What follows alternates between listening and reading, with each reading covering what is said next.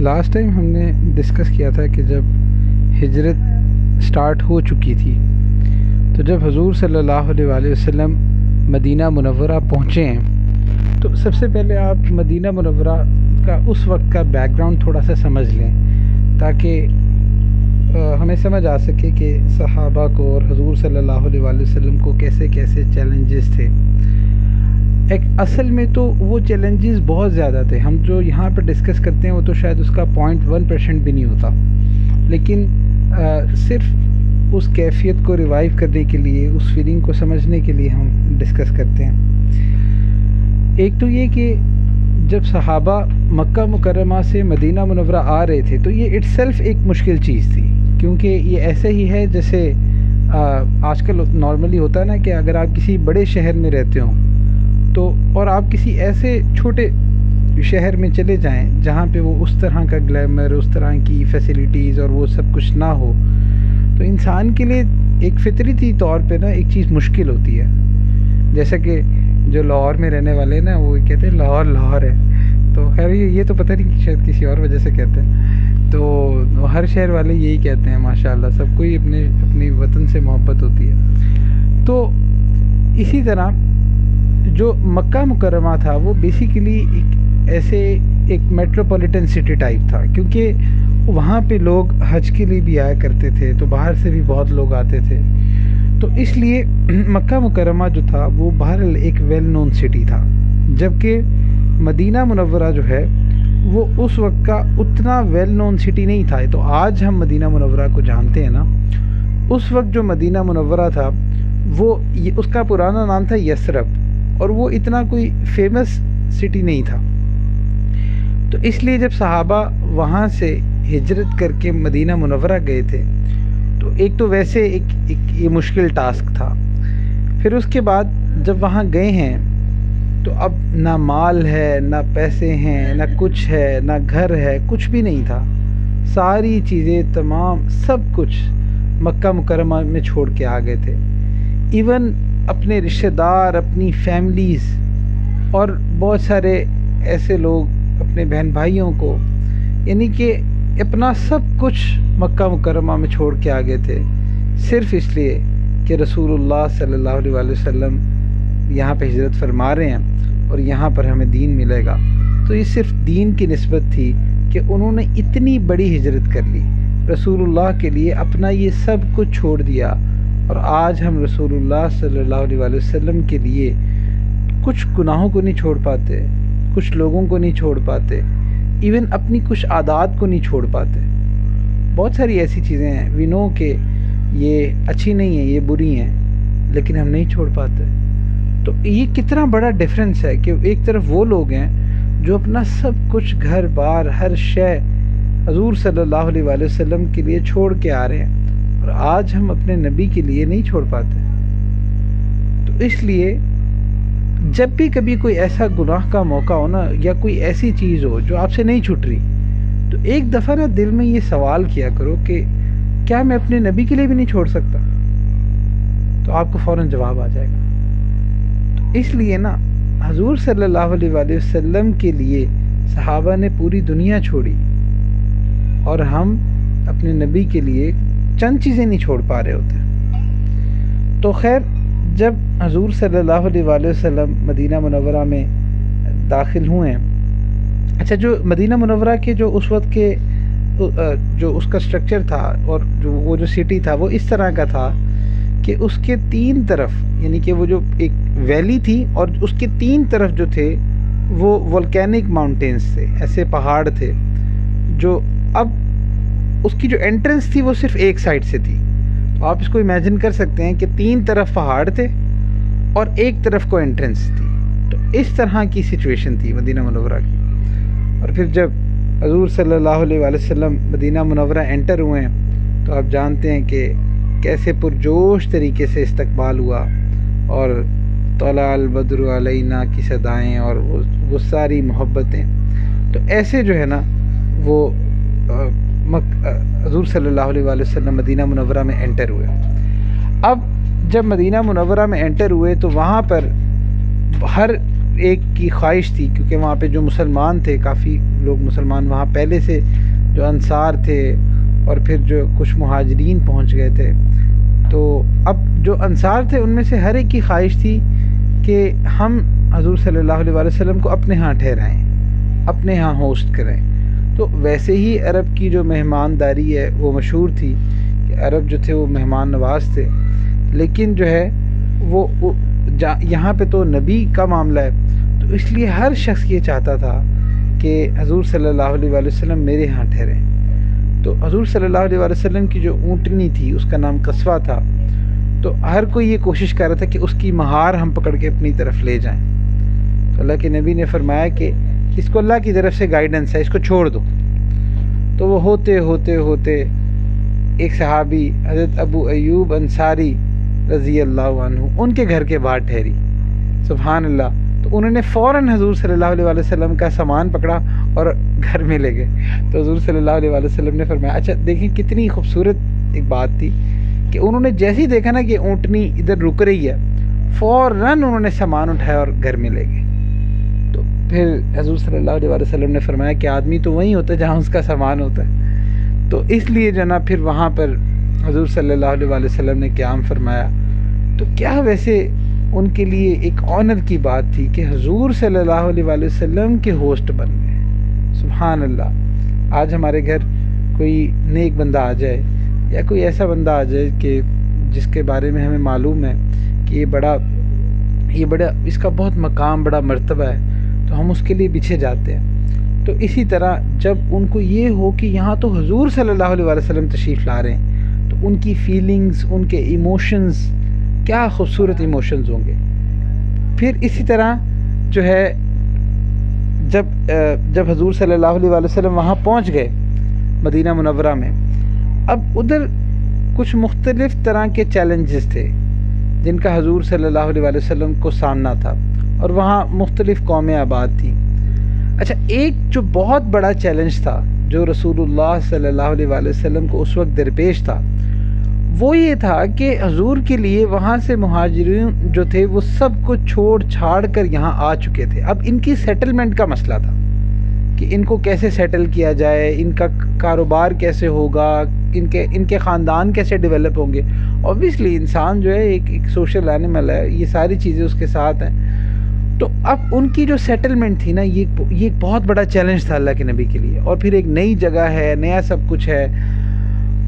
تو یہ چیز جو تھی نا ایک بہت بڑا چیلنج تھا کہ آپ یہ سمجھ سکتے ہیں کہ اگر آپ کے لیے کوئی شخص اتنا سب کچھ چھوڑ کے آئے تو آپ پہ کتنا پریشر ہوگا، کتنا کچھ ہوگا کہ بھائی اس نے میرے لیے سب کچھ چھوڑا ہے، تو اب میں اس کو دوبارہ سے اپنے پیروں پر کیسے کھڑا کروں۔ تو وہاں پہ تو اتنے لوگ آ گئے تھے، تو اللہ کے نبی پر ایک یہ بہت بڑا پریشر تھا، بہت بڑا چیلنج تھا۔ اچھا، پھر ایک اور چیلنج یہ تھا کہ وہاں پر جو مشرکین تھے وہ دو قسم کے تھے۔ کچھ مشرکین تو ایسے تھے کہ جو یعنی کہ مسلمانوں کے حق میں بے ضرر تھے، وہ تھے تو مشرک، اور وہ دیکھ رہے تھے کہ اچھا مسلمان آ رہے ہیں، مسلمانوں کے نبی بھی آ گئے ہیں، اور تھوڑا سا وہ مائل بھی ہو رہے تھے اسلام کی طرف، لیکن تھوڑا سا تردد تھا، لیکن وہ لوگ ذرا بے ضرر قسم کے لوگ تھے۔ اچھا، دوسرے کچھ اور مشرکین تھے جو کہ اصل میں مسلمانوں سے اور میرے نبی سے بغض رکھتے تھے۔ اچھا، ان میں ایک شخص تھا جس کا نام تھا عبداللہ ابن سلول، جس کو عبداللہ بن ابی کے نام سے بھی جانتے ہیں۔ یہ جو شخص تھا یہ بیسیکلی ایک پولیٹیکل فگر تھا مدینہ منورہ کا، اور وہاں پہ جو قبائل تھے وہ مشترکہ طور پر اس کو مدینہ کا کنگ بنانے لگے تھے، اس کی باقاعدہ تاج پوشی ہونی تھی، اور اس کو مدینہ منورہ کا سردار ڈکلیئر کیا جانا تھا۔ تو چونکہ اس کو ایک سردار ڈکلیئر کیا جانا تھا اور اس کی تاج پوشی ہونی تھی، تو یہ بڑا ایکسائٹڈ تھا اور بڑا اس کو تھا کہ ہاں میں تو سردار بنوں گا۔ اچھا، دوسری طرف جب اللہ کے نبی آگے تو لوگوں کا جو رجوع تھا وہ اللہ کے نبی کی طرف ہو گیا۔ اس سے جو ہے نا اس کو بغض شروع ہو گیا، اس بات سے اس کو بغض شروع ہو گیا کہ یہ میری سرداری چھن رہی ہے۔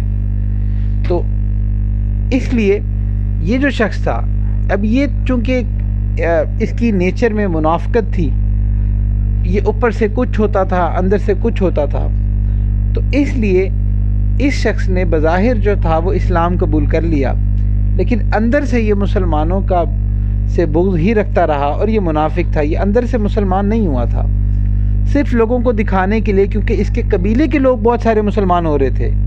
تو اس کو یہ خیال ہوا کہ اگر میں اب مسلمان نہیں ہوتا تو میری جو حیثیت ہے وہ بالکل ہی ختم ہو جائے گی، کیونکہ میرے اپنے لوگ حضور صلی اللہ علیہ وآلہ وسلم کی طرف رجوع کر رہے ہیں۔ تو اس کو یہ ہوا کہ اچھا چلو میں بھی مسلمان ہو جاتا ہوں، ایٹ لیسٹ اس بہانے میری ایک ویلیو تو رہے گی نا۔ تو یہ جو تھا، یہ عبداللہ بن ابی یہ اس وقت کا منافق تھا، اور اللہ کے نبی بھی جانتے تھے کہ یہ منافق ہے۔ یہ جو شخص تھا، اس کی چونکہ اس حسد میں تھا، اس کے بارے میں اس نے بہت ساری جگہوں پہ مسلمانوں کو جو ہے وہ دھوکے میں ڈالا، مسلمانوں کو مشکل وقت میں، جب مسلمانوں پہ ٹف ٹائم ہوتا تھا تو اس وقت جو تھا یہ مسلمانوں کے خلاف افواہیں پھیلانے لگ جاتا تھا۔ یہ بھی منافقین کی نشانی ہوتی ہے، جب اپنوں پہ مشکل وقت آتا ہے نا تو بجائے کہ ساتھ کھڑے ہونے کے وہ ان کو تانے دینے لگ جاتے ہیں، ان کے لیے اور مشکل حالات پیدا کر دیتے ہیں۔ یاد رکھیے کہ اس چیز سے بچنا چاہیے۔ یہ عادتیں نا چھوٹے موٹے لیول پہ ہم لوگوں کے اندر بھی کہیں نہ کہیں پائی جاتی ہیں۔ ہم جب اپنوں کو دیکھتے ہیں نا کہ بڑی مشکل میں ہیں، بڑے ٹف حالات میں ہیں، تو بجائے کہ ان کو ہم ان حالات سے نکالیں، ہم ان پر اور زیادہ الزام تراشی، تانے، بھئی ایک بندہ ویسی مشکل حالات میں ہے، اب آپ اس کو سنا کر کیا وصول کرنا چاہ رہے ہو؟ آپ کو چاہیے آپ اس کو پہلے ان حالات سے نکالو، اس کے بعد جو دل کرے سمجھاتے رہنا۔ اسی طرح آج کوئی ہمارے پاس اپنی مشکل لے کے آتا ہے نا کہ جی ہم اس وجہ سے پریشان ہیں یا یہ کچھ ہے، تو ہم بجائے یہ سوچنے کے کہ ہم اس کو مشکل سے کیسے نکالیں، ہم اس کو سارے پہلے اس کے قصور جو ہے نا اتنے زیادہ اس پر ڈال دیتے ہیں۔ اچھا ایک تو ہوتا ہے نا کہ آپ ایک خاص حد تک غلطی پوائنٹ آؤٹ کریں اس مقصد سے کہ آپ اس کو اس غلطی سے بچائیں، لیکن یہاں پہ وہ مقصد نہیں ہوتا، یہاں پہ مقصد اگلے کا مورال بالکل چکنا چور کر دینا ہوتا ہے۔ تو یہ جو عادت ہوتی ہے یہ نارملی فیملیز میں بھی پائی جاتی ہیں، دوستوں یاروں میں بھی پائی جاتی ہیں، کولیگز میں بھی پائی جاتی ہیں۔ تو یہ بھی منافقوں والی نشانی ہے کہ آپ ویسے تو دوست ہیں، ویسے تو آپ ان کے خیر خواہ ہیں، اب جب مشکل وقت آیا ہے تو بجائے ہاتھ تھامنے کے آپ اور زیادہ ان کو لان تان کرنے لگ گئے۔ تو خیر یہ اس کا ایک رویہ تھا۔ پھر اس کے بعد اس کے بارے میں آتا ہے کہ یہ ابو جہل سے بھی نچلے درجے میں ہوگا جہنم میں۔ جو جہنم کا سب سے زیادہ نچلا درجہ ہے وہ منافقین کا ہے، تو ابو جہل سے بھی نچلے درجے میں ہوگا یہ۔ اس کی وجہ یہ ہے کہ ابو جہل کا کفر جو بھی تھا وہ ظاہر وہ سامنے تھا، لیکن اس کا جو کفر تھا یہ اس نے مخفی رکھا ہوا تھا، اور یہ بظاہر اوپر سے جو تھا وہ مسلمان تھا اور مسلمانوں کے پیٹھ پہ ہی چھرے گھونپتا تھا۔ تو اسی لیے ایسے جو منافقین ہوتے ہیں، ایسے غدار جو ہوتے ہیں وہ زیادہ خطرناک ہوتے ہیں۔ اچھا اسی ضمن میں ایک اور بات بھی ہوتی ہے، اکثر لوگ کہتے ہیں کہ بھئی آپ دوسرے جو نان مسلمز ہیں ان کے ساتھ تو ٹریڈ کر سکتے ہیں، آپ ان کے ساتھ تو منع نہیں آپ کرتے، آپ کہتے ہیں جائز ہے، لیکن آپ کہتے ہیں جی قادیانیوں کے ساتھ ٹریڈ جو ہے نا وہ بالکل جائز نہیں ہے، جیسے شیزان ہے، شیزان بیکری اور اس طرح کے اور پروڈکٹس جو قادیانیوں کے ہیں، تو کہتے ہیں کہ جی یہودیوں کے ساتھ بھی تو کر سکتے ہیں، ان کے ساتھ بھی تو کر سکتے ہیں، قادیانیوں کے ساتھ آپ کیوں منع کرتے ہیں؟ تو بھئی اس کی وجہ بھی آپ سمجھیں کہ باقی جتنے بھی کفار ہیں نا، کوئی بھی خود کو مسلمان نہیں کہتا، سب خود کو، جو یہودی ہے وہ خود کو یہودی کہتا ہے، جو عیسائی ہے وہ خود کو عیسائی کہتا ہے، لیکن قادیانی جو ہے یہ ایک ایسا کافر ہے جو کہ خود کو مسلمان کہتا ہے۔ تو اس لیے اس کا حکم، جو قادیانی ہیں ان کا حکم باقی کفار سے مختلف ہے، ڈیفرنٹ ہے۔ تو اس لیے جو عبداللہ بن ابی تھا، یہ شخص بھی اس وقت مسلمانوں میں شامل ہو گیا۔ اب حضور صلی اللہ علیہ وآلہ وسلم پہ ایک چیلنج جو تھا وہ یہ بھی تھا کہ اس طرح کے لوگ بھی تھے، اس طرح کے مشرکین بھی تھے کہ جو مسلمانوں کو ضرر پہنچانے کے لیے تیار بیٹھے تھے۔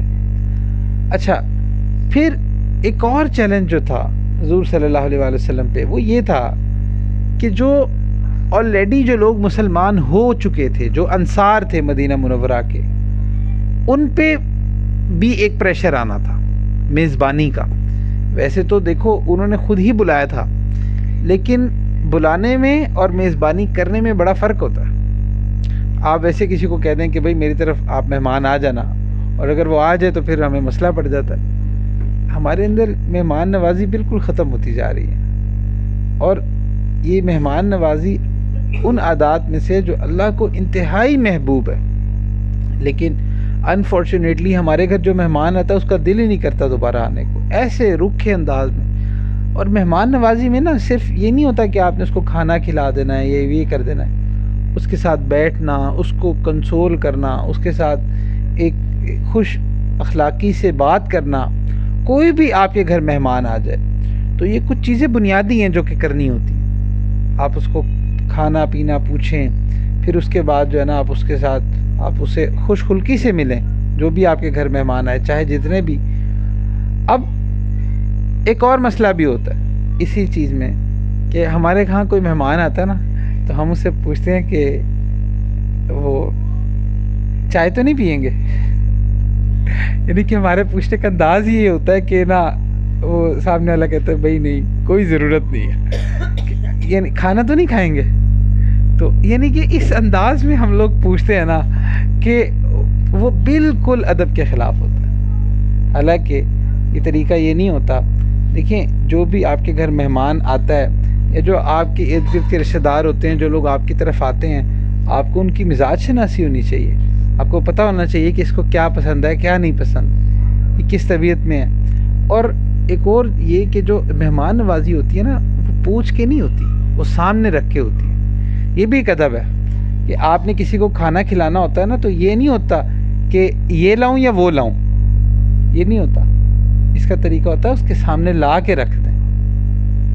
تو یہ بھی ہمیں مہمان نوازی بھی نہیں کرنی آتی. تو کوئی خیر جہاں پہ ضرورت ہو ادھر بہرحال پوچھ بھی لینا چاہیے، لیکن اس کا انداز یہ نہیں ہونا چاہیے چائے تو نہیں پئیں گے کہ وہ اگلا بندہ آپ کا جو مہمان ہے وہ یہ کہتے ہوئے شرما جائے کہ ہاں میں چائے پیوں گا.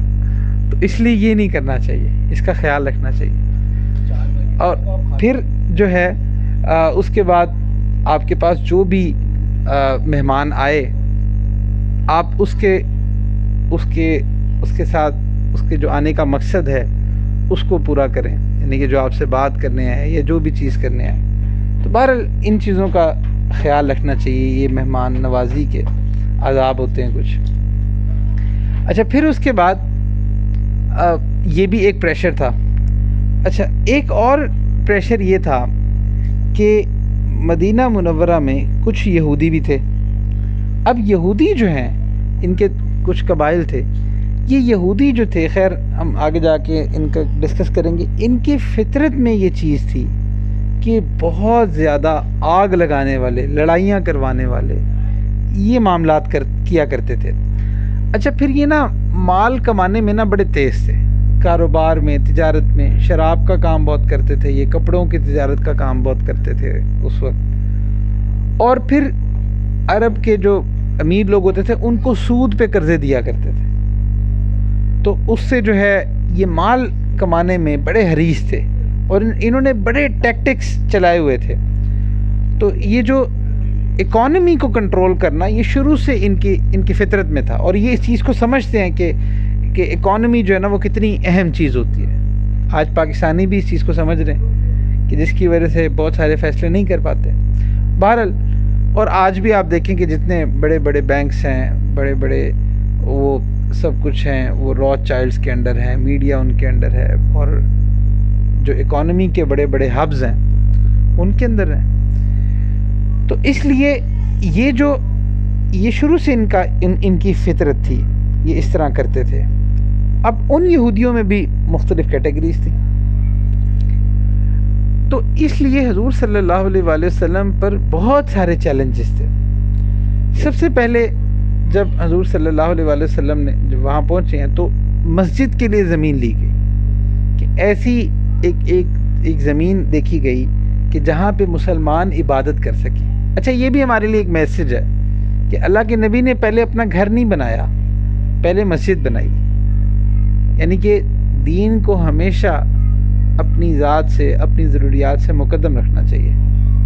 تو خیر، تو سب سے پہلے مسجد بنائی، اور مسجد اس وقت جو تھی وہ جو ایک جگہ تھی جو کہ 2 یتیموں کی تھی، ان کو پے کیا گیا، اور پھر جو تھی وہ جگہ لی گئی، اور اس جگہ کا اس طرح سے تھا کہ جو اگلی صفحے تھیں، جو جیسے کوئی مسجد ہوتی ہے نا، اس کی جو اگلی صفحے ہوتی ہیں، اگلی جو 2-3 صفحے تھیں یا اتنا تھوڑی سی جو جگہ تھی، تو وہاں پہ یہ کھجور کے جو ٹاٹ تھے وہ لگائے گئے، سبحان اللہ، اور جو پچھلا جو سین تھا وہ اوپن تھا۔ تو اس طرح کی ایک مسجد جو ہے ایک مسجد بنائی گئی، جو بعد میں مسجد نبوی کے نام سے مشہور ہے۔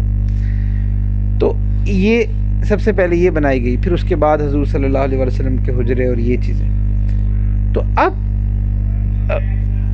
مدینہ منورہ میں اسلام جو تھا وہ پھیلنے لگ گیا، اور یہاں پر جو مسلمانوں کی حالت مکہ میں تھی، یہاں پہ بالکل 180 ڈگری چینج ہوئی، کیونکہ وہاں پہ مسلمان اوپریس تھے، اور یہاں پہ مسلمانوں پر کوئی اوپریشن نہیں تھا۔ مسلمانوں کے جو اختیارات تھے، جو کرنا چاہتے تھے اوپنلی کر سکتے تھے۔ تو حضور صلی اللہ علیہ وآلہ وسلم اس وقت دا اسٹیٹ آف مدینہ جو بننے لگی تھی، تو اس طرف معاملہ چل پڑا تھا۔ اب جب یہ اسلام پھیل رہا تھا تو اس میں کچھ یہودی تھے، وہ بھی مسلمان ہو رہے تھے، اور ان میں بھی 1-2 واقعات ایسے آتے ہیں کہ جیسے ایک ام المؤمنین ہیں، وہ بتاتی ہیں کہ ان کا نام تھا حضرت صفیہ رضی اللہ عنہ۔ وہ بتاتی ہیں کہ ان کے والد اور جو ان کے چچا تھے، تو یہ ایک دفعہ حضور صلی اللہ علیہ وآلہ وسلم کے پاس گئے صبح، یعنی کہ جو فجر کا ٹائم ہوتا نا اس وقت گئے، اور وہ فرماتی ہیں کہ وہ پھر شام کو واپس لوٹے۔ تو جب شام کو لوٹے نا، تو دونوں کے نا رنگ اڑے ہوئے تھے۔ اس وقت یہ لوگ یہودی تھے، تو فرماتی ہیں کہ دونوں کے رنگ اڑے ہوئے تھے، اور دونوں کی بڑے یعنی کہ لڑکھڑاتی سی چال سے آ رہے تھے، اور ایک دوسرے سے بات کر رہے تھے۔ تو ایک نے دوسرے سے کہا، کیا یہ وہی ہیں؟ تو انہوں نے کہا کہ ہاں، خدا کی قسم یہ وہی ہیں۔ تو چچا نے کہا کہ آپ انہیں ٹھیک سے پہچان رہے ہیں نا؟ تو وہ کہتی ہیں کہ میرے والد نے کہا کہ ہاں بالکل۔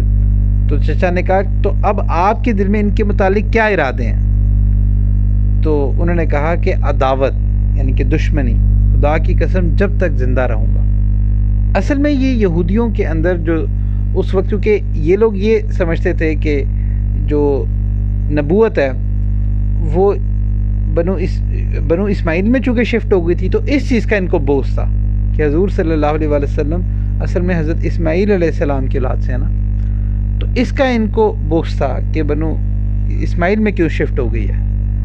تو اس وجہ سے نا اتنا بغض تھا کہ بجائے اس کے کہ وہ ایکسیپٹ کرتے، کیونکہ ان کو یہ تھا کہ شاید ہم میں سے ہی کوئی آئیں گے، تو بجائے اس کو کہ وہ ایکسیپٹ کرتے اپنے بغض کی وجہ سے نا۔ اچھا، یہ حسد ایک ایسی چیز ہوتی ہے جو حق کو ماننے سے انکار کروا دیتی ہے۔ اسی لیے جو ہمارے اندر بھی جو کبھی کبھی حسد پیدا ہو جاتا ہے نا، تو اصل میں وہ کیوں پیدا ہوتا ہے؟ کیونکہ ہم اللہ کی رضا میں راضی نہیں ہو رہے ہوتے۔ ہم کہتے نہیں اللہ نے ایسے کیا، اللہ نے اس کو کیوں دے دیا۔ ایکچولی میں ہم اللہ پر اعتراض کر رہے ہوتے ہیں۔ حسد کس چیز کا نام ہے؟ حسد اللہ پر اعتراض کا نام ہے، کہ اللہ کو نعوذ باللہ ایسے نہیں کرنا چاہیے تھا، ایسے کرنا چاہیے تھا۔ یہ جو اللہ نے اس کو دے دیا، یہ اللہ کو نہیں چاہیے تھا کہ اس کو دیتے، اللہ تعالیٰ کو چاہیے تھا کہ اللہ مجھے دیتے۔ تو اس چیز کا نام حسد ہے۔ تو یہ اتنی بری چیز ہے کہ سامنے رسول اللہ ہوں اور ان کو پہچان رہے ہیں، لیکن صرف حسد کی وجہ سے دیکھ لیں ماننے سے انکار کر دیا۔ تو اللہ سبحانہ وتعالیٰ میں حسد سے بچائے، حسد اتنی بری چیز ہے۔ تو خیر، اسی طرح یعنی کہ یہودی جو تھے وہ ایسے پہچانتے تھے۔ اچھا، دوسری طرف یہودیوں کے ایک بہت بڑے عالم تھے جن کا نام تھا عبداللہ بن سلام، بہت بڑے عالم تھے یہ۔ تو انہوں نے جب ان کو یہ بات پتہ چلی تو یہ حضور صلی اللہ علیہ وآلہ وسلم کے پاس گئے، اور انہوں نے نا حضور صلی اللہ علیہ وآلہ وسلم سے کچھ کویسچنز کیے۔ وہ کویسچنز ایسے تھے کہ جو ایک نبی ہی بتا سکتا تھا۔ تو حضور صلی اللہ علیہ وآلہ وسلم نے جب جوابات دے دیے تو انہوں نے فوراً کلمہ پڑھ لیا، اشہد ان لا الہ الا اللہ اشہد ان محمد عبدہ ورسولہ۔ اب یہ مسلمان ہو گئے۔ اب یہ یہودیوں کے اس وقت کے سب سے بڑے عالم تھے۔ تو اب انہوں نے یہ کہا کہ حضور صلی اللہ علیہ وسلم سے کہ جو میری قوم ہے نا، یہ بہت بڑی بہتان تراش ہے، یعنی کہ الزام لگاتی ہے، بہت بڑے بڑے بہتان لگاتی ہے۔ تو یہ جو میری قوم ہے نا، یہ بہتان لگائے گی، تو اس کا جو ہے نا کیا سلوشن کیا جائے۔ خیر،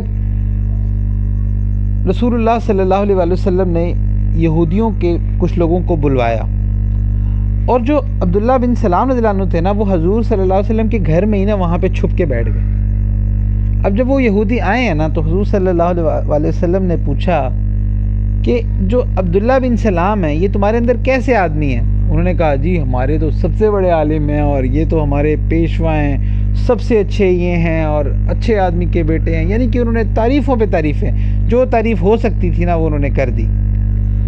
پھر اس کے بعد اور یہ بھی کہا کہ جی وہ تو ہمارے سردار ہیں اور یہ ہیں۔ تو رسول اللہ صلی اللہ علیہ وسلم نے فرمایا اچھا یہ بتاؤ، اگر عبداللہ مسلمان ہو جائیں تو؟ یہود نے نا 2 یا 3 بار کہا کہ اللہ ان کو اس سے محفوظ رکھے۔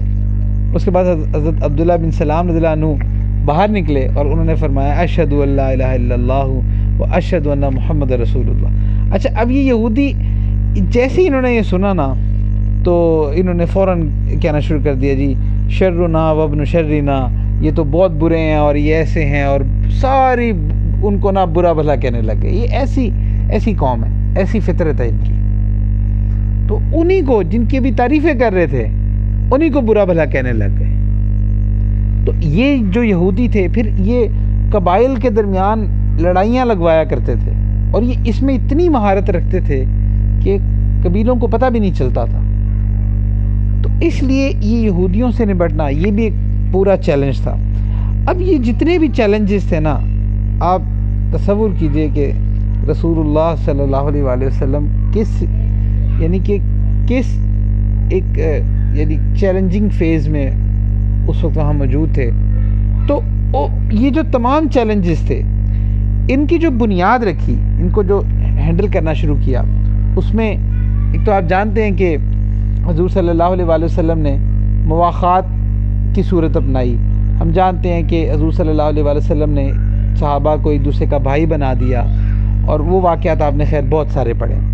لیکن جو مہاجرین تھے نا، وہ بھی بڑے خوددار تھے۔ تو ان میں سے جو موسٹلی جو مہاجرین تھے، وہ انصار پر بوجھ نہیں بننا چاہتے تھے۔ وہ یہ چاہتے تھے کہ بس ہم اپنے پیروں پہ کھڑے ہوں۔ تو جیسے کہ بہت سارے صحابہ ہیں، ان کا واقعہ آتا ہے کہ جب ان کو پتہ، جب یہ مواخات والا معاملہ ہوا، تو انصار نے ان کو اپنی زمینیں پیش کی، اپنے گھر۔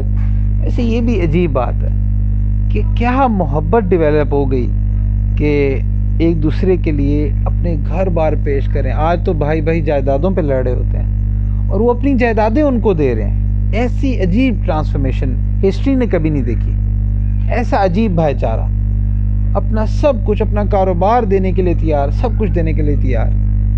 تو انہوں نے کہا کہ ہم نا ان کو آدھی جائیدادیں دیتے ہیں، یہ کرتے ہیں، وہ کرتے ہیں۔ حضور صلی اللہ علیہ وسلم نے فرمایا نہیں، اس طرح نہیں۔ تو انہوں نے پھر کہا کہ اچھا پھر ایسا کہ ہمارے کاروبار میں شامل ہو جائیں، یہ کام کریں، ان کو بھی فائدہ ہوگا، ہمیں بھی فائدہ ہوگا۔ تو اس طرح کی کنڈیشنز رکھی گئیں۔ تو مہاجرین جو تھے وہ بھی بوجھ نہیں بننا چاہتے تھے، ان کی بھی فیلنگ یہ تھی کہ نہیں، ہم خود سے سٹینڈ کریں، ہم اپنے بھائیوں پہ بوجھ نہ ڈالیں۔ تو یہ خودداری کی علامت ہوتی ہے۔ مرد وہ ہوتا ہے جو خوددار ہوتا ہے، اور اس کے اندر ایک چیز ہوتی ہے کہ میں کسی پہ بوجھ نہ بنوں، میں کسی پہ ریلائی نہ کروں۔ جس کے اندر یہ فیلنگ نہیں ہوتی نا، تو وہ یہ بڑی خطرناک بات ہوتی ہے۔ تو صحابہ کے اندر یہ خودداری والی فیلنگ تو بہت زیادہ تھی۔ تو اس لیے یہ ایٹیچیوڈ بھی سمجھنا چاہیے۔ پھر اس کے بعد حضور صلی اللہ علیہ وسلم نے مسلمانوں کے لیے ایک الگ بازار سیٹ اپ کیا۔ سبحان اللہ، کتنی خوبصورت بات کہ ایک بازار الگ سیٹ اپ کیا، کہ اس کا مقصد یہ نہیں تھا کہ صرف مسلمان ہی وہاں سے خرید و فروخت کر سکتے تھے، بلکہ اس لیے تاکہ ایک وہ فری مارکیٹ رہے، اور اس مارکیٹ میں کوئی جو یہودیوں کے یا جو پہلے سے بازار ہیں ان کے کوئی رولز نہ بنے۔ کیونکہ حضور صلی اللہ علیہ وسلم سمجھتے تھے کہ یہ جو اکنامیکل ایک معاملہ ہے کتنا اہم ہے. تو مارکیٹ سیٹ اپ کی گئی تاکہ لوگ یہاں پہ جو مسلمان ہیں وہ کاروبار اپنے بلڈ کر سکیں. تو یاد رکھیں کہ جو معاش ہے نا انسان کا، یہ بڑا اہم ہے. اور اس کے ساتھ آج کے دور میں تو واقعی ایسا ہے کہ ہمارے جب ہم لوگ دین پہ آتے ہیں تو ہمارا جو معاش کے اپ اینڈ ڈاؤن ہے نا، یہ ہمارے دین پہ بڑا امپیکٹ کر رہے ہوتے ہیں، بہت اثر انداز ہو رہے ہوتے ہیں. جب انسان کے حالات ڈاؤن ہوتے ہیں تو اس وقت اس کے معاملات کچھ اور ہوتے ہیں، اور جب حالات بہتر ہوتے ہیں تو معاملات کچھ اور ہوتے ہیں. تو اس لیے بہرحال یہ جو رزق حلال کمانا ہے یہ عبادت ہے. تو اس لیے اپنے معاش پر ضرور توجہ دینی چاہیے اور اس کے لیے ضرور اسٹرگل کرنی چاہیے. تو جتنے بھی مرد ہیں اسپیشلی ان کو اس چیز کا خیال رکھنا چاہیے. شروع سے ان کی تربیت، ان کی گرومنگ اس لحاظ سے کرنی چاہیے کہ اپنے معاش کو یہ سنبھال سکیں. یہ کوئی دنیا کی چیز نہیں ہے. وہ جو حدیث شریف میں آنا کہ بازار جو ہے وہ سب سے بری جگہ ہے اللہ کے نزدیک، تو اس کا مطلب یہ نہیں ہے کہ بس بازار بری جگہ تو بازار میں جانا نہیں ہے، بلکہ اسی بازار میں تو جا کے ہی آپ حلال رزق کمائیں گے اور سارے اپنے فرائض پورے کریں گے. تو اس لیے وہ اس لیے کہا گیا ہے کہ بازار میں جا کے ادھر خلاف شرع جو کام ہیں ان میں آپ نے بزی نہیں ہو جانا. خلاف شرع جو امور ہیں ان سے بچنا ہے. باقی اگر آپ ادھر جاتے ہیں اور شریعت کے تقاضوں کے مطابق آپ ادھر جو ہے وہ اس کے مطابق اپنا کاروبار، اپنا بزنس کرتے ہیں تو یہ عین عبادت ہے. دیکھیں اس کی مثال ہے، جیسے اب آج کل آپ سب لوگ روزے رکھ رہے ہیں نا، تو آپ کے سب کانشیس میں ایک چیز ہوتی ہے کہ میں نے کچھ کھانا نہیں ہے کیونکہ میرا روزہ ہے. ایسا ہی ہے نا، ایک سب کانشیس میں ایک چیز چل رہی ہوتی ہے، کچھ کھانا پینا نہیں ہے کیونکہ روزہ ہے. اسی طرح جب آپ کاروبار کر رہے ہوتے ہیں تو آپ کے اندر ایک شریعت کی نا ایک سب کانشیس میں ایک چیز چل رہی ہوتی ہے کہ میں نے کوئی ایسی ڈیلنگ نہیں کرنی جہاں پہ جھوٹ ہو، فراڈ ہو، یا میں نے کسی کا حق نہیں مارنا، یا پھر جو ہے میں نے کوئی سود پہ کام نہیں کرنا، کوئی ایسا میٹر نہیں کرنا جو کہ شریعت کے خلاف ہو. تو آپ کے کانشیس میں ایک چیز چل رہی ہوتی ہے، اور آپ جب اس طرح سے کاروبار کر رہے ہوتے ہیں تو یہ عین عبادت ہے. یہ عبادت ہے اور یہ کرنا چاہیے اور یہ سکھانا چاہیے، اور اس کی تربیت لڑکوں کو دینا بہت ضروری ہے. خواتین جو کر رہی ہیں ان کو بھی اس کی تربیت ہونی چاہیے، لیکن بہرحال جو لڑکے ہیں ان کی تو چونکہ یہ پرائمری رسپانسبلٹیز میں چیز آتی ہے، تو اس لیے اپنے بھائیوں کو، اپنے بچوں کو، اور اس کے علاوہ خود جو ہے اس کی تربیت جو ہے، یہ معاش کی تربیت یہ بہت ضروری ہے، اور اس کے لیے کوشش بھی جو ہے بہت ضروری ہے. اچھا، اب یہ جو معاشرہ بن رہا تھا، سبحان اللہ، جب یہ مسجد نبوی کی تعمیر ہو رہی تھی نا، تو بڑا ایک خوبصورت معاملہ تھا کہ آپ صلی اللہ علیہ وسلم صحابہ کے ساتھ ہی اینٹیں اٹھا رہے ہیں اور وہ مٹی کے وہ بنا رہے ہیں. تو ویسے کیا عجیب ایک سین ہوگا کہ اللہ کے نبی جو ہیں وہ صحابہ کے ساتھ یہ سارے کام کر رہے تھے. تو یہاں پہ نا ایک اور چیز سمجھنی ہے کہ ہمارا ایک اور مسئلہ یہ ہوتا ہے کہ ہم تھوڑا سا کہ دین پہ چلتے ہیں، ہمارے اندر نا ایک عجیب سی ایک بزرگی سی آ جاتی ہے. یہ بزرگی جو ہے نا یہ کوئی اتنی پسندیدہ نہیں ہے. اللہ کے نبی جو تھے وہ صحابہ کے ساتھ مل جل کے کام کیا کرتے تھے. تو بہرحال ایک بزرگی تو ایج کی وجہ سے ہوتی ہے نا، وہ تو ایک ڈیفرنٹ ایک چیز ہے، لیکن ایک یہ ہوتا ہے کہ انسان کو نا اپنی تعریف کا شوق ہوتا ہے، اور وہ جو کام وہ خود کر بھی سکتا ہے نا وہ بھی وہ کہتا ہے کہ میں نے کسی اور سے کرواؤں. یہ غلط ہوتا ہے، یہ غلط ہوتا ہے. اور اسپیشلی اس وجہ سے کہ لوگ آپ کی دین کے حوالے سے رسپیکٹ کرتے ہیں، اور آپ لوگوں سے جو ہے وہ لوگوں کے درمیان خود کو پرومیننٹ سمجھیں. یہ کوئی اتنی کوئی پسندیدہ چیز نہیں ہے، اس سے بچنا چاہیے. ہمارے نبی تو اتنے سادہ تھے، اتنے سادہ تھے، صحابہ کے ساتھ مل کے کر رہے ہوتے ہیں کام. اور اصل میں ہمارے ساتھ ہوتا بھی ہے نا کہ تھوڑا سا ہم دین پر چل رہے ہوتے ہیں تو جو ہمارے ارد گرد کا ماحول ہوتا ہے وہ ویسے ہی وہاں دین نہیں ہوتا، تو وہ لوگ ہمیں جو ہے نا حضرت سمجھ رہے ہوتے ہیں. اب آپ لوگ دین پہ چلتے ہو، آپ کے آس پاس والے آپ کو حضرت سمجھ رہے ہوتے ہیں. اب آپ اگر 5 نمازیں پڑھتے ہو تو جو آپ کے آس پاس والے ہوتے ہیں وہ ایک بھی نہیں پڑھ رہے ہوتے. آپ کے جو دوست یار ہوتے ہیں وہ ایک بھی نہیں پڑھ رہے ہوتے، وہ اس لیے آپ کو حضرت سمجھ رہے ہوتے ہیں. اور اگر آپ کوئی ایک نماز پڑھتے ہو تو دوست وہ ہوتے ہیں جو صرف جمعہ پہ آتے ہیں. اور اگر آپ خود جمعے پڑھتے ہو تو دوست وہ ہوتے ہیں جو بس عید پڑھتے ہیں. تو اس لیے نا آپ وہ ان میں حضرت بنے ہوتے ہیں. تو اس لیے وہ یہ دین میں نا ہمارا ایک عجیب ایک جب ہم لوگ چل رہے ہوتے ہیں تو جب ہم اپنی تربیت نہیں کرواتے نا تو ہمارے اندر عجب اور تکبر آ جاتا. بہرحال تو حضور صلی اللہ علیہ وسلم اس وقت جو ہیں وہ بڑے خوبصورت اشعار تھے، وہ پڑھا کرتے تھے، اللہم لا عیش الا العیش الآخرتی فاغفر للانصاری والمہاجرتی.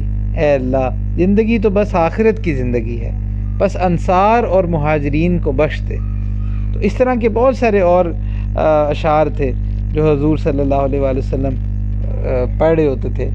تو پھر اس کے بعد دیکھیں، اچھا یہاں سے نا ایک اور سبق بھی ہمیں ملتا ہے کہ آپ جب بھی کسی بھی چیز کو لیڈ کر رہے ہوتے ہیں نا، چاہے وہ کوئی کمپنی کو لیڈ کر رہے ہیں، اپنے کوئی کسی پروجیکٹ میں آپ گروپ لیڈر بن گئے ہیں، یا کسی بھی جگہ، یا کسی اپنی فیملی کو لیڈ کر رہے ہیں، کسی بھی جگہ جب آپ کسی لیڈنگ رول پہ آ جاتے ہیں نا، تو یاد رکھیں کہ لیڈر وہ ہوتا ہے جو اپنی اگزامپل سے لیڈ کرتا ہے، اپنی اگزامپل سے لیڈ کرتا ہے.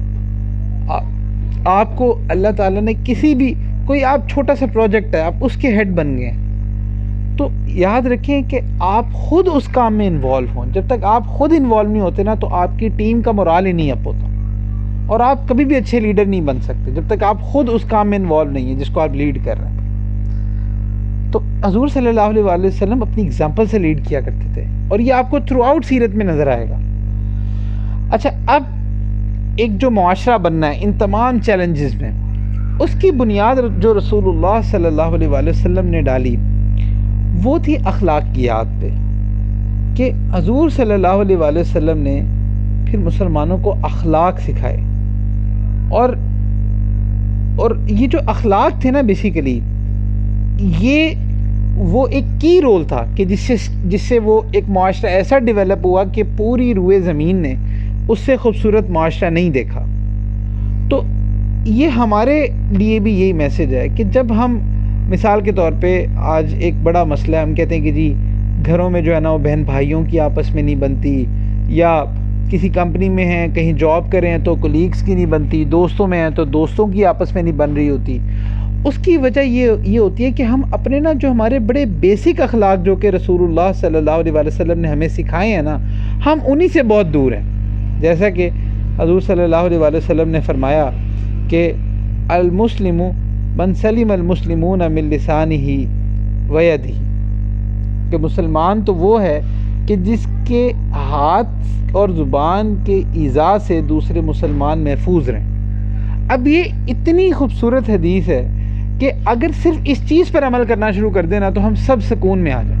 ہمیں یہ کمپلینٹ ہوتی ہے کہ فلاں نے ہمارے ساتھ برا کیا، فیملی میں اس نے ہمارے ساتھ برا کیا، دوستوں میں اس نے ہمارے ساتھ برا کیا، ہمیں اس طرح کے مسائل ہوتے ہیں. اچھا یاد رکھیں کہ اگر آپ جتنے مرضی مسائل میں گھریں، آپ اس چیز کو نا، اس پریکٹس کو آپ اپنی ذات سے سٹارٹ کریں کہ بھئی آپ نے کسی کو تکلیف نہیں دینی. جب آپ یہ کرنا شروع کرتے ہیں نا، تو آپ کا جو ایک مورل گراؤنڈ ہوتا ہے نا، وہ آپ ان سے اوپر ہو جاتے ہیں، دوسروں سے اوپر ہو جاتے ہیں، اور پھر لوگ آپ سے سیکھتے ہیں، آپ کے ایکشن سے سیکھتے ہیں. اور یاد رکھیں کہ جو قریبی لوگ ہوتے ہیں نا، وہ ان کو زبان کی دعوت کا اتنا اثر نہیں ہوتا، وہ عمل سے متاثر ہوتے ہیں. تو جس بھی جگہ آپ نے چینج آپ لانا چاہتے ہیں، تو آپ کے سامنے یہ مدینہ منورہ کا یہ والا جو حضور صلی اللہ علیہ وآلہ وسلم کی چیلنجز تھے، یہ ہمارے سامنے ہیں. آپ اپنے دوستوں کا گروپ ہے، آپ وہاں پہ چینج لانا چاہتے ہیں، یا آپ اپنی فیملی میں چینج لانا چاہتے ہیں، آپ کوئی خاندان سیٹ اپ کرنا چاہتے ہیں، آپ کوئی کمپنی سیٹ اپ کرنا چاہتے ہیں، کوئی ایسی جگہ کہ جہاں پہ مختلف لوگ اکٹھے ہو رہے ہیں، آپ ان کو سیٹ اپ کرنا چاہ رہے ہیں، تو یہ جو حضور صلی اللہ علیہ وآلہ وسلم کی تعلیمات ہیں، جن کا تعلق ایک دوسرے سے ڈیلنگ کے ساتھ ہے، ایک دوسرے کا خیال رکھنے کے ساتھ ہے، آپ خود اس پر عمل کرنا شروع کر دیں. جب آپ عمل کرنا شروع کر دیں گے تو پھر لوگ جو ہیں وہ آپ کے آس پاس والے وہ کہیں گے کہ یار اس میں کچھ چینج آیا، یہ وہ نہیں ہے، اس کے اندر کچھ ڈفرینس آیا.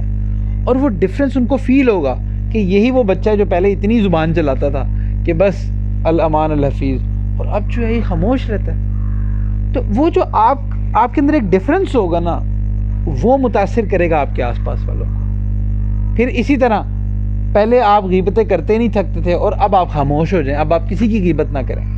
اب کوئی آپ سے کسی کی غیبت کرنا چاہ رہا ہے لیکن آپ اس کو جواب نہیں دے رہے، یا آپ اس ٹاپک کو پرسو نہیں کر رہے، آپ مختلف اور ٹاپکس پہ بات کر رہے ہیں، تو ان کو بھی فیل ہوگا آپ کے آس پاس والوں کو کہ نہیں، اس کے اندر کچھ تبدیلی ہے، کچھ چینجنگ ہے.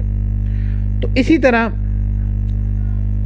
اور بھی بہت سارے ایسے معاملات ہوتے ہیں جیسے کسی کی خوشی میں خوش ہونا، کسی کے غم میں غمگین ہونا، یہ ساری وہ بنیادی چیزیں ہیں، یہ وہ بنیادی اخلاق ہیں کہ جس پر ایک معاشرے کی اور ایک گروپ کی بنیاد رکھی جاتی ہے۔ پھر جیسے حضور صلی اللہ علیہ وسلم نے فرمایا، تم میں سے کوئی شخص مومن ہی نہیں ہو سکتا جب تک اپنے بھائی کے لیے وہی پسند کرے جو خود اپنے لیے پسند کرتا ہے۔ اور یہاں پہ اپنا بھائی سے مراد اوور آل ایک مسلم بردرہڈ ہے، یعنی کہ آپ اپنے لیے کوئی چیز پسند نہیں کرتے اور آپ کا بھائی آپ سے پوچھتا ہے اور آپ کو پتہ ہے کہ یار یہ چیز اچھی نہیں ہے، اس کے اندر یہ ڈیفیکٹ ہے، اس لیے میں اس کو پسند نہیں کر رہا، تو آپ وہی مشورہ اس کو دیں۔ یہ نہیں ہے کہ آپ اس کو صحیح مشورہ نہ دیں، مشورہ بھی امانت ہے۔ جو آپ اپنے لیے جو معاملہ پسند کرتے ہیں، مثال کے طور پہ آپ یہ پسند کرتے ہیں کہ بھئی ہماری بیٹی کسی دوسرے کے گھر جائے تو وہ پریشان نہ ہو، وہ تنگ نہ ہو، تو اس کا مطلب یہ ہے کہ جو دوسرے کی بیٹی آپ کے گھر آ رہی ہے نا، آپ اس کو تنگ نہ کریں۔ جو آپ اپنے لیے پسند کر رہے ہیں وہی دوسرے کے لیے پسند کریں۔ پھر اسی طرح آپ یہ چاہتے ہیں کہ جب